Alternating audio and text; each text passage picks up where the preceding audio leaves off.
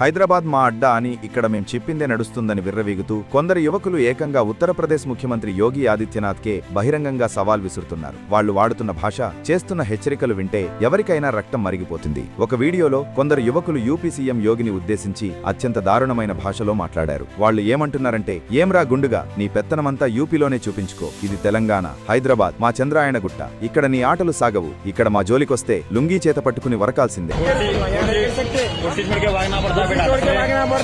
వాళ్లలో ఒకడింకా రెచ్చిపోతూ, సోషల్ మీడియాలో ఏదో మాట్లాడుతున్నామనుకోకు, మేం గనక రోడ్ల మీదకు వస్తే ఈ భూమే షేక్ అయిపోద్ది. మాట్లాడితే మేం జిహాదీలం, ఉగ్రవాదులం అంటారు. మమ్మల్ని ఏమైనా అను, కానీ మా ప్రవక్తని ఏమైనా అంటే మాత్రం ఊరుకోం. నీకు కాషాయి చీర కట్టి గాజులు తొడిగి ముజ్రా డాన్స్ చేయిస్తాం అంటూ అత్యంత నీచమైన భాషలో బెదిరించారు.